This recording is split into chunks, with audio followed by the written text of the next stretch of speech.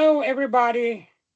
Good evening from Florida. I'm Dr. Bright, and this is the Veterans Health Forum, our weekly podcasting dedicated to the health and wellness of our veterans. Uh, Today, with me in the transatlantic studio, it's again our Vice President and our Chairman of the Balneo Medical Tourism Department of ABMI, Professor Koscak. Hi, Marco. How are you? Hello, Florian. Hello, everybody. I'm doing very well. Eagerly awaiting today's another, I hope, interesting discussion. Also, I think informative, and also to forthcoming holidays, season holidays, which I think we all expect. We are just 3 days away from Yep. Christmas. I normally put my reindeer stuff on the head. The Okay. reason why I couldn't do it now is because we have this background in here, the virtual background, and if I put them up, then they disappear. So I was under the impression that I will do like this, the podcast. I don't want to be criticized, of not being serious about what I'm doing. So I will put them aside, but I show the audience my Christmas attire. So anyway, here they go. Now, as advertised last time, we were talking about opening a new series in our podcasting. And the new series will be dedicated also to the veterans, of course, right? But we are opening a new direction into here, into the balneo tourism.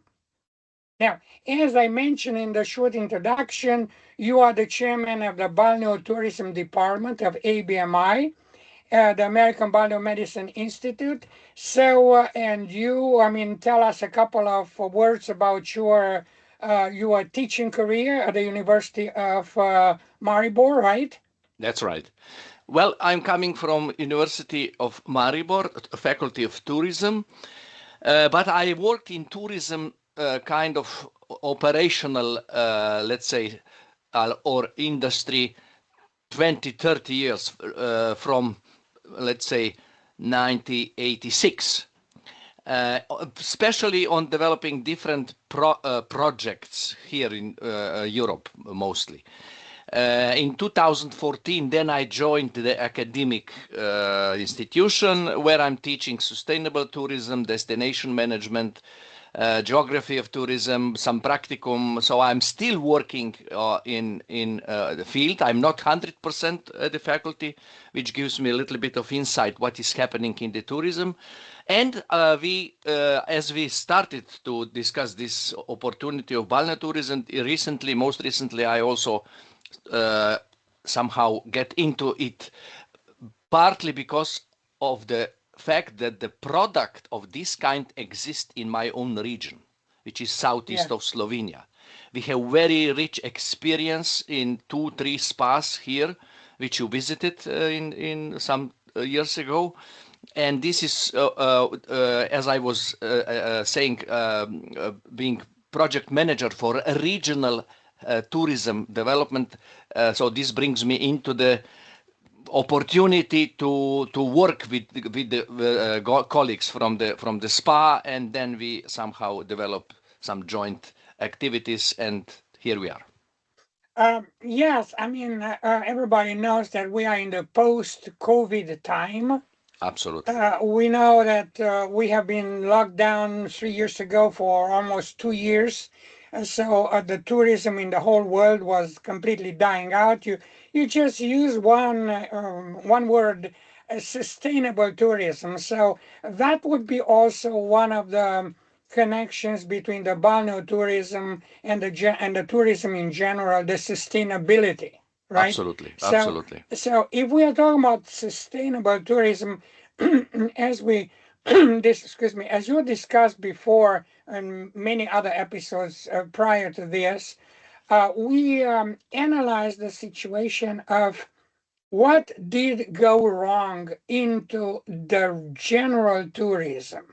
In other words, how did the general tourism progressively came to the status quo, or even more than the status quo? How did it end up in the post-COVID time. Mm. How Well, was what happened in the industry that the general tourism degraded itself? And we know, but I'll let you make a couple of points in that yeah, direction. as I see it from my side, you see, some 10, 15 years before COVID, everything was constantly growing. Each year we Yeah, were talking about new positive figures, more people, more bed nights, more income. But already then we recognize that there are some issues with the environment because the volume was constantly increasing, especially in some major destinations which were quite well visited. On the other side, we had also, let's say, smaller or not so well known destinations which were struggling because of poor visits, you know. And in a sustainability, we are talking about 3 or 4 pillars. One is economic, second is social, environmental. Recently, we are talking about also about the climate change. I know that the climate change problems and issues are visited or seen from different corners and perspectives. But let's keep these 3 main pillars. And for instance, there was a constant growth of this economic pillar. But on the other side, we diminished and degraded the environmental one, especially, as I said, in these well-visited destinations. And when COVID came, of course, it was sudden soberness because there was nobody coming. It means that the economic pillar collapsed completely. right. Basically, that was one very brutal evidence, I think, for many destinations that if they don't somehow take care about all dimensions and aspects of the development, that they may face problems. Of course, after the COVID, many destinations went on their way as before, so nothing was learned. But Yes. I believe that nowadays, with these new trends, new situations, where balneo tourism as a part or a form of wellness and health tourism is absolutely growing in importance, and it is coming on board. And I think that this is a very good example how, for instance, natural healing resources means Mother Nature, medical expertise, excellent top level of expertise, then also wellness experience where we are talking about certain aspects of I don't know, healing mats, gases, thermal waters, but also about the physical activities, mental stress cureness, etc., and tourism quality, because all this is happening in, I would say, top or very qualitative infrastructure, superstructure with spas, good hotels, or if somebody prefers farm tourism, vineyard cottages which are nearby. And all this is, I would say, one broad aspect of sustainability, as I understand it from my perspective. Yeah, and this is exactly the moment where we're going to go to attack the next point because of the limitation of time. But anyway, the difference between balneo tourism and the classical or commercial tourism.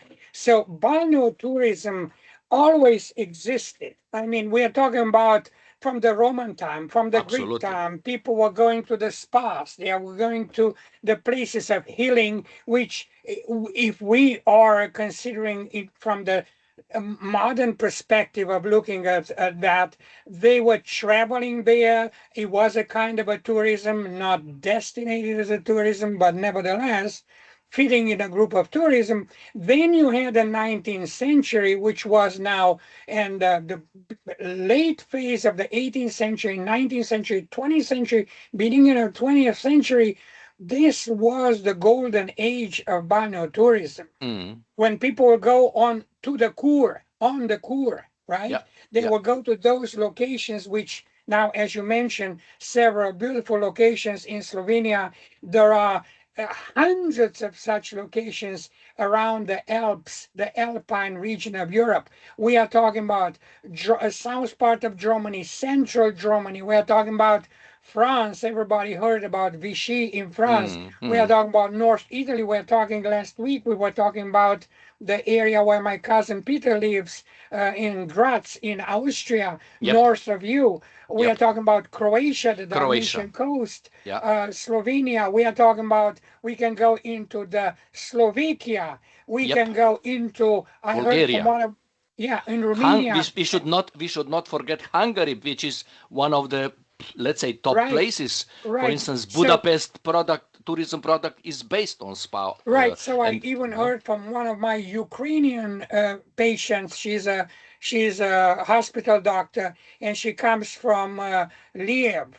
mhm. Liev, is it? Do I pronounce this correctly? We pronounce it Lvov or Lviv. Lviv. Lviv. Okay, so that was also part of the Austrian Empire before. So Mhm. even there, in the Carpathian Mountains, turning, if you look at the geography of Europe, and you'll see clearly wherever the mountains, whatever the old volcanic parts of the Alpine region is, that's where we have those hundreds of locations. Some of them are of world renowned, world renowned destinations. We're talking about Karlsbad, we are talking about Baden-Baden, we are talking about Verishofen, we are talking about Bad Nauheim, where our program is starting. We are talking about Vichy, we are talking about many other locations like that. But this is the balneomedicine tourism. In other words, people are going to their locations not only to get a medical treatment, but to enjoy a vacation, right? Absolutely. And I this think is when what, we go yeah, ahead. continue, Florian, and And this finish. is this is when we are coming to say that the health vacation will be, in our opinion, will be slowly but sure replacing the commercial tourism. In other words, that would be talking into the sustainability of the tourism. In other words, if the old-fashioned tourism has to modify itself in order to survive, well, this is the possibility to go into more into the health tourism. Absolutely.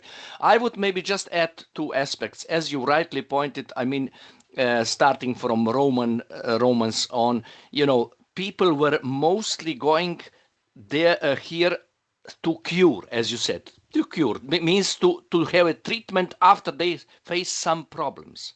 The modern balneology, they also develop now so-called preventive phase. Basically means you are going there before you face any problems. And I think Right. that's at least from my point a major difference.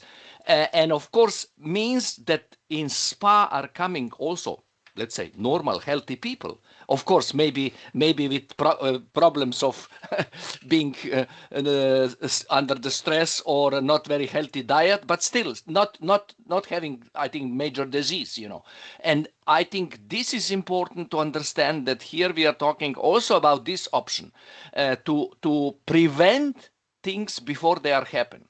And I think that's also important to mention anyway. Well, absolutely important, because you will analyze the structure of the clientele, or the structure of for whom that kind of a vacation is important. And vacations are important for everybody, but you will have, on one hand, you will have chronic people, people plagued by chronic disease, and we Yep. have many of them: Yep. high blood pressure, diabetes, respiratory problems, particularly now after COVID. You have renal kidney problems, we have intestinal problems, we have allergies of all kinds, and so on. Now, particularly here in America, we are talking about obesity being Hmm. also a chronic situation, right? Hmm. I Hmm. mean, when Hmm. you reach the over 60% of the adult population uh, um, demonstrating a kind one or the other stage of obesity, we have to talk about a chronic situation. Yes. So again, those are people who will go on such vacations in order to take care of their condition. But as you said before, the big number of the vacation people will be healthy people also, will be Yep. people who are more, definitely more active, younger people, middle-aged people, people very active, and who got the word that participate into such health vacations will do a couple of good things for them. Number one, they will have their vacation. They will enjoy the time in the nature and so on in different geographic areas. So a typical vacation. And number two, they will use that time to do something eminently important for their health. Absolutely. So Absolutely. in order to maintain the health, in other words, the balneo tourism is not only for sick people or people looking for a cure. It's for everybody, Absolutely. right? I think that it is important to say that our program is designed basically that if somebody comes with a family or I don't know, partner, then means you will be having these treatments, and there are all different kinds of treatments which you can enjoy and are not related beauty program, detoxination program, etc., etc.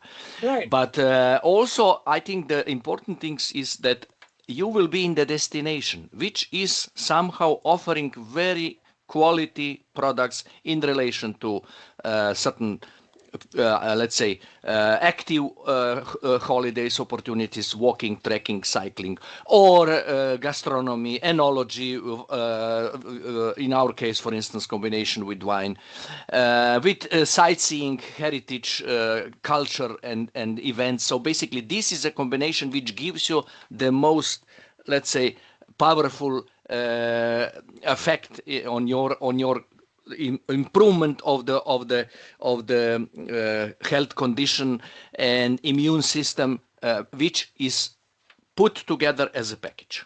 Right. While you're talking, you just mentioned something about a beauty cure. Well, all right. A beauty cure is something very, very interesting today because our TVs are all covered with skincare, with Yeah, skin cure, and all those kind of things now for healthy people, right? So one of the major um, areas of activity in the balneo medicine is the dermatological aspect. In it other is. words, using the natural resources and the natural um, cure or cure possibilities to improve the condition of one's skin.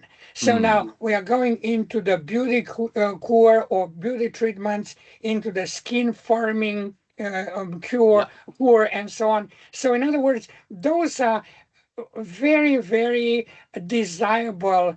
I don't want to call them side effects, but okay, different aspects of balneo medicine in relationship to more critical conditions, as I said before, diabetes, respiratory problems, allergies, and blah, blah, blah. So in other words, it's a total big picture around the health. absolutely. Right. So, So everybody participating into such a vacation, if the husband has a chronic problem and he goes on the cure, the wife can go for non typical disease improvements cures or programs, like I mentioned, skincare, cosmetic, everything like yeah. that. So everything can be put together. So let's say that we are talking about several aspects of balneo tourism, which are, of course, related. Probably the first understanding is thermal and mineral waters. Could be Yes, hot, yes, warm, and all kind of combination. And then healing mud, yes, clays. Also, that right, is using in some of our spas here. Natural gases even, yes, bats, CO2, etc.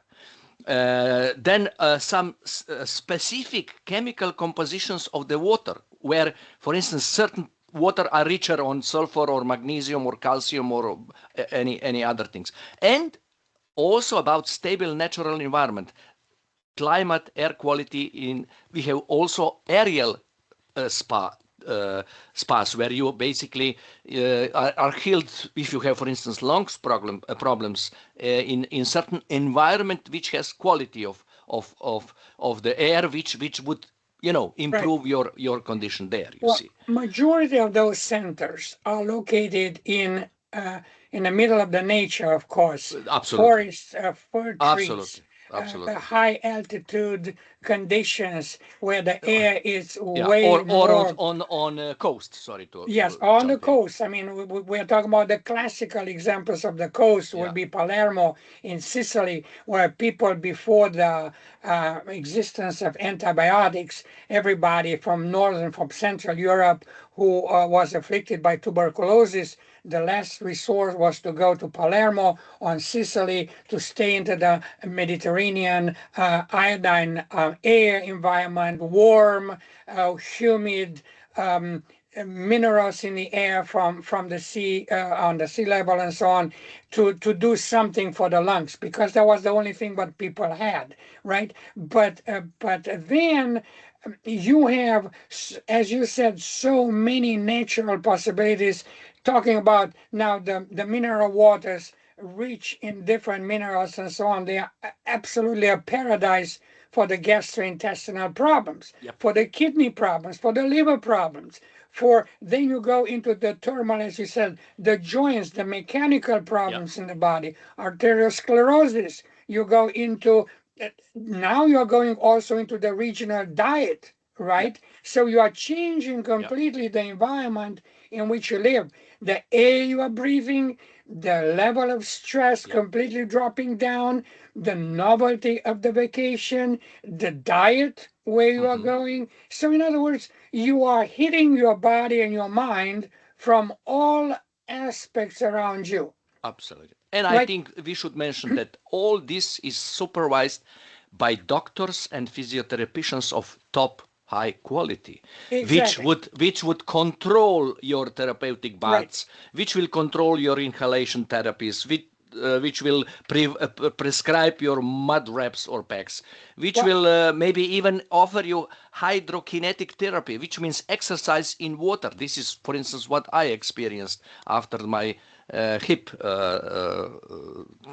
removal and change.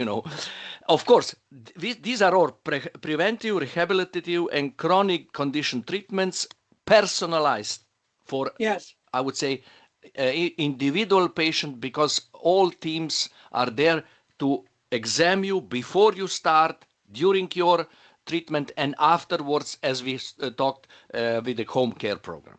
Yeah, and moving to the next step, I would say, or point, this is, in our opinion, the future of tourism.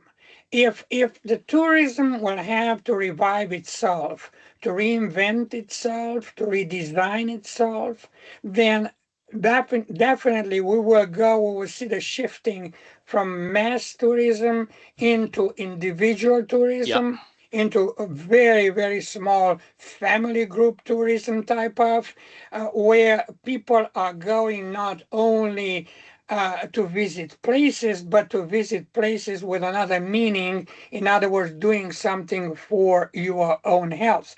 Absolutely. And it comes to my next point in there. It's the safety of travel. Right. So if we are looking at the today's, and I'm going to attack this point right now to move on, because this is today's just an introduction to our. I want to keep a couple of minutes at the end to describe what our plan is about the balneo tourism podcasting. But I would say safety of travel. Now, seeing what's happening in the world, where is the question is next, if all the options are open, you have all the options where you want to plan your future vacation, where would you go? Where would be for you the safest place that you go, you travel safely, you stay in there in safe conditions, and you return safely home? Which is the area on the globe? I mean, if we would be nominating just one single area, where would that gonna be? In my personal opinion, would be Europe. Yeah. because I mean from a American perspective of traveling, where would I go? We know that in the past, before the pandemic, before anything, let's just say when the world was at its old, Yeah. right? Considering the old world, the pre-pandemic world, right? Okay, so majority of our travelers from America will go definitely close by Mexico, Latin Mm. America, Central America, blah blah blah. Yeah, Other the neighboring the opportunities. Yeah. neighboring, others will go to say Southeast Asia, right? Okay, you'll go to Malaysia, to Indonesia, to India, to whatever, or some of them, and I have a patient of mine who is organizing safari trips to Kenya and Africa and so on. All right, well, honestly, would I go now to such places? My answer is no. Yeah. Why Yeah. would I go somewhere where either I will be robbed, kidnapped, killed, stolen from me, or simply being in a war zone or in a Mm. miserable condition, and I would say, well, I had an experience. I don't need nobody of common sense need those experiences anymore. I absolutely agree with you. Safety and security is the first precondition to really do this. And at the Absolutely. moment, okay, also Europe is facing some challenges, but I believe that on the other hand, the destinations we are talking and we are planning to Yes. include into our program are, Right. let's say, satisfying the the optimum level of the safety which this destination, and this is a central Western Right. Europe, more or less, All things considered, I will be safer right there. Yeah. So, and then with a geographical position of those majority of those centers, I have a huge palette of options. I am north of the Alps in Germany, uh, in Austria. I am west of the Alps in France. I am way down south in Spain if I want to go. I'm south of the Alps in Slovenia, Slovenia. in Croatia, in Italy. So I have mountain alpine conditions around the Alps. I have Mediterranean conditions, Yes. okay, on the coast of Adriatic Sea. I'm also in Italy and so forth, in Spain. So I have every single possible geographical condition which I would be able to take advantage of. And then on top of everything, if I'm talking about the cultural aspect of the vacation, the culinary, the Yeah. food, the Yeah. wine, the so on. So now I can choose from bratwurst in Germany and beer to the Mediterranean Italian food style to your fish on the Dalmatian coast in Adriatic, Yeah. the Yeah. island of Vis Yeah. and so on. So we are talking about an immense palette of Absolutely. possibilities. I absolutely agree with you that the cultural and experiential dimension of this destination would be also important choice, because we are Absolutely. offering spas in different aspects of this category. Historic spa architectures. We have also spas which are operating from the Roman period. So you will be in old traditional building, or if you want, in very new one which was developed recently. A lot of traditions in treatments. Then, of course, enjoying local culture, heritage stories, which you mentioned. You see, for instance, in our case, combination with wine, with vineyard cottages, the aspect of the life of the, let's say, very simple people, but nowadays very, I would say, demand. The market asks for such things, because you are in the nature, you are surrounded with forest, maybe vineyards. Nobody bothers you. You don't hear anything but birds and noise of wind in the woods. landscape experience anyway, parks which are around you, opportunities for complementary activities such as walking, cycling, yoga, cultural events, etc., etc. All these aspects are part of the experience, beside of course the main one, which is the therapeutic let's say part of the story.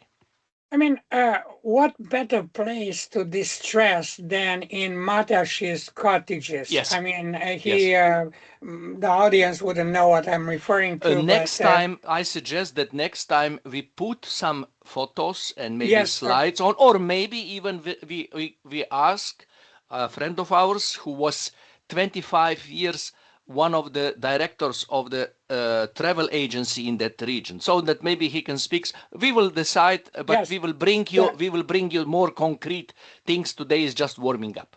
the vine cottage situation in Slovenia, it's absolutely unique.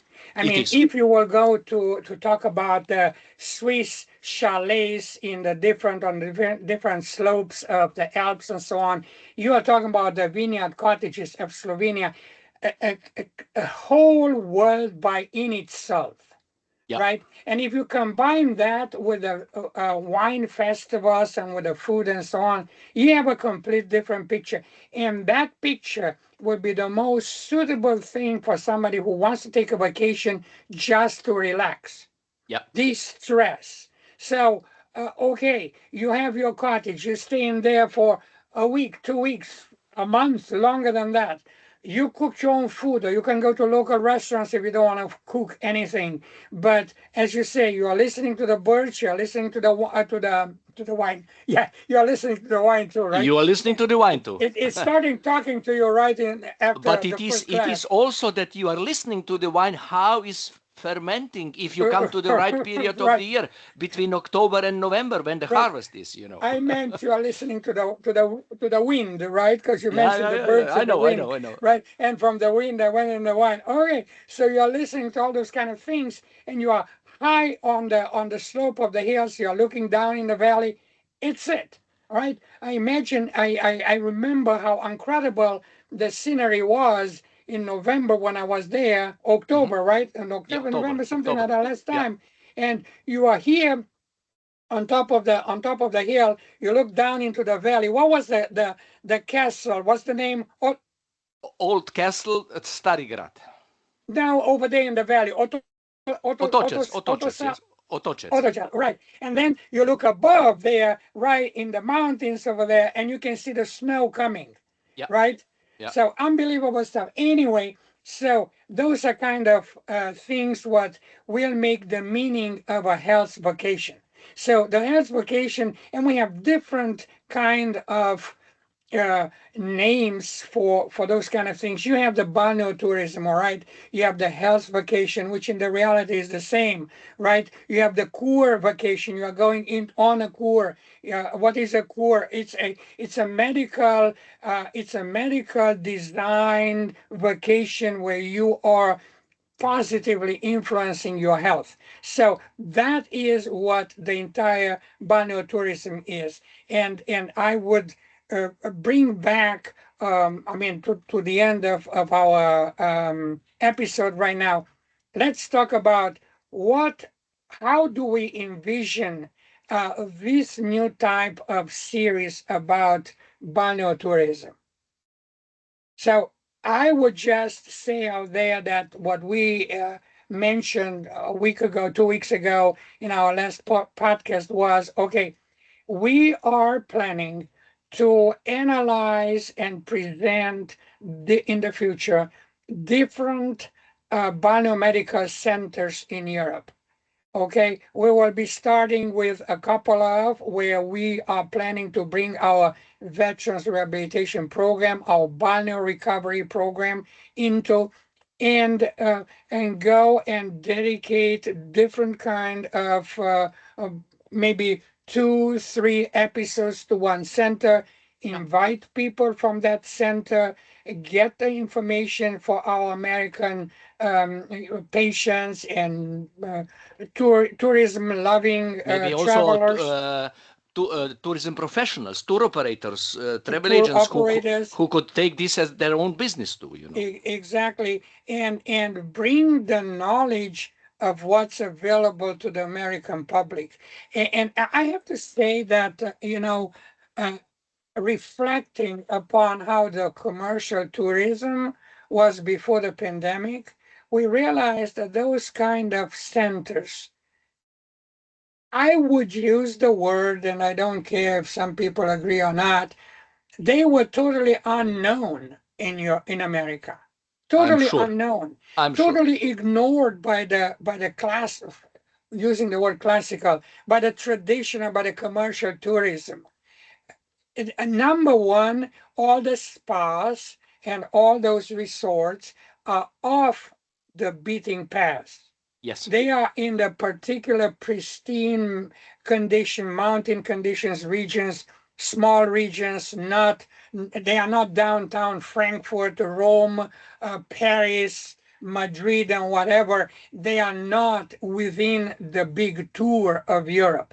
Absolutely.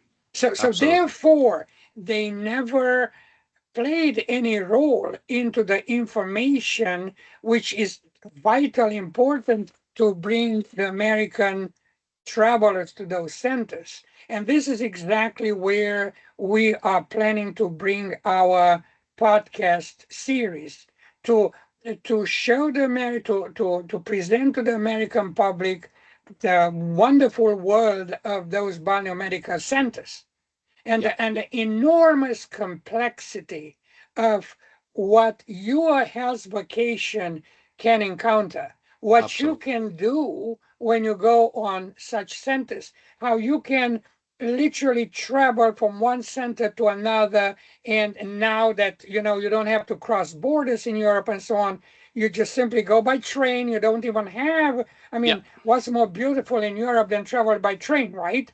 You don't have to fly. You don't have to do anything. You can have your central location, for that matter, one of those centers, and from there you can go and visit every week, every couple of days, another center. And why would you do that? Because you never know which of those hundreds of locations will be talking most to your appeal. Absolutely. And sometimes, and this is, I can talk out of my own family with my great grandmother. She visited many centers. It was the time of, turn of the 19th century into the 20th century, and later on into the 20th century. She visited many centers, and of course she went to Biarritz, to Vichy, to Carlsbad, to Baden-Baden, and so on. But she found one single location where she will return every single summer. It was Biarritz. Okay. Now, Biarritz, it's a total unknown place, right? It's the very point of the Biscaya corner. In other words, the western borders of France, the Atlantic Ocean, and then Spain comes and meets together. And right in that very corner, it's the Biarritz place. Spa. A very small corner, a very unknown, untraveled corner, and all her group of friends and people will repeatedly return to Biarritz every single summer, right? And we'll go and visit, to France, we'll go to the Pyrenees in Spain, we'll go to different locations, typical Compostela location and so on. But what I'm trying to say here is you'll never know visiting those centers which center will click for you. You will say, I feel home right there. Yeah. For sure, we will open a new information on absolutely not known but trendy destinations from term of the sustainability, which I tried to explain before. So this is what is the idea, and I'm almost certain that, as you said, some of these destinations and centers could become hotspots afterwards when American market discovered that. And I first of all, I looked into whatever it's available out there. There never has been developed a program like this. There is presently no such program in existence. We have to also look at who are the people who will be involved in our podcast. First of all, you are the expert in sustainability, in tourism, sustainable tourism, right? I'm coming from the medical part of the equation. Then we have Professor Resch, who is the top of the European balneo medicine, right? Indeed. Then we have Dr. Dr. Maich, Maich, who is developing our supplements and so on, who spent his entire life in balneo medicine and chronic disease. So we are having, I would say, the best experts which can come together to create such a program. So in other words, not only that a program like that doesn't exist, but the initiative was never there. It's a pure information program showing the Americans where they can find their next health vacation destination. I absolutely agree. And on top of that, I think we can say more or less all these elements which you mentioned, and people are already preparing the program. Program is there, so to speak. I think if there is the interest in a couple of days, we can already prepare the first round when we will, of course, launch it and officially start absolutely. it. You have in there the best what Europe can offer, the best spending time because you're doing it for vacation and for your health, the best cultural experience, the most safety what you can have when traveling.